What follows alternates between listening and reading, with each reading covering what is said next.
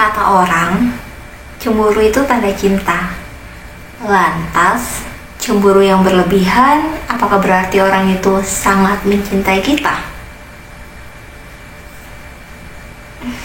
Hati-hati sama yang namanya sindrom Othello.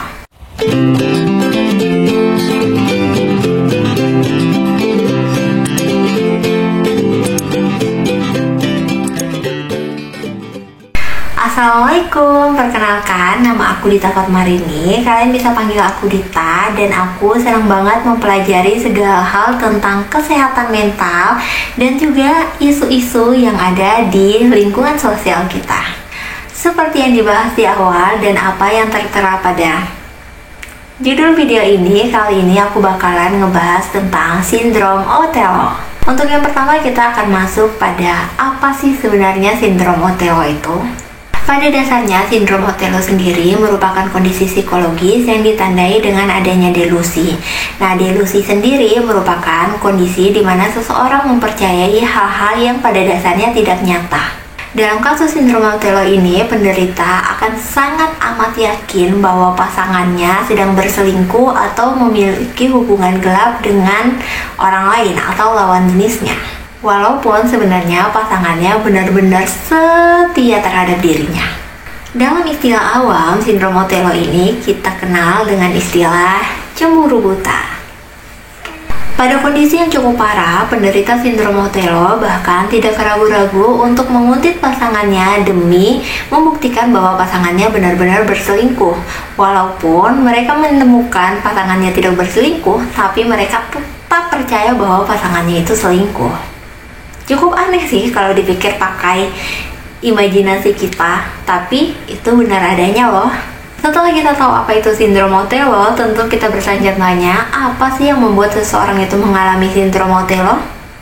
Sayangnya, hingga saat ini belum diketahui secara pasti penyebab utama seseorang mengalami sindrom Othello.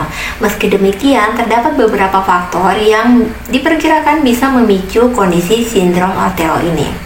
Faktor pertama yang bisa memicu sindrom Othello adalah adanya masalah neurologis atau masalah pada otak seseorang.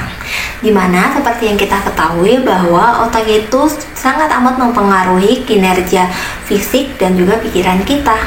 Jika seseorang mengalami masalah pada otak mereka, sangat mungkin untuk mereka mengalami delusi, sindrom Othello, dan berbagai jenis lainnya. Masalah neurologis dalam hal ini sebenarnya cukup beragam. Di antaranya ada demensia, stroke, ada tumor otak, epilepsi, dan masih banyak lagi. Faktor kedua yang bisa memicu sindrom Othello adalah masalah psikologis. Masalah psikologis dalam hal ini sebenarnya cukup beragam, mulai dari skizofrenia paranoid, gangguan kepribadian paranoid, OCD, dan masih banyak lagi. Faktor ketiga yang bisa memicu sindrom Othello adalah mengkonsumsi alkohol atau obat-obatan terlarang secara berlebihan. Seperti yang kita ketahui, alkohol yang berlebihan dan juga obat-obatan terlarang itu bisa memicu delusi dan halusinasi.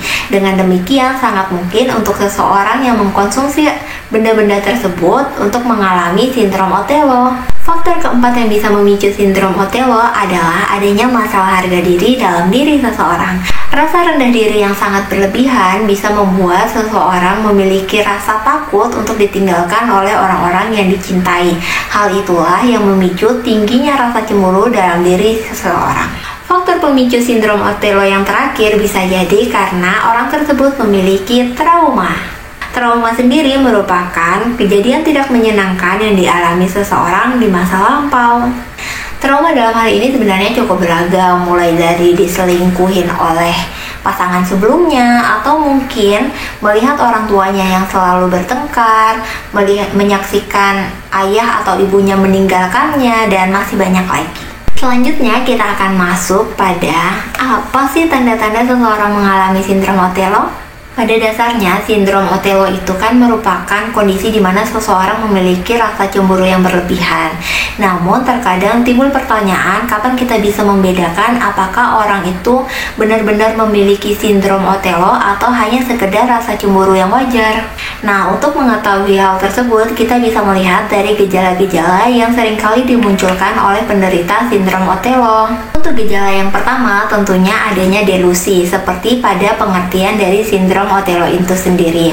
Artinya, penderita sindrom Otello sangat yakin bahwa pasangannya sedang berselingkuh atau memiliki hubungan gelap di belakang mereka. Walaupun sebenarnya itu bukan hal yang benar, bahkan walaupun penderita sindrom Otello itu sendiri sudah membuktikan bahwa pasangannya benar-benar tidak selingkuh, namun penderita sindrom Otello ini tetap percaya dengan apa yang mereka percayai.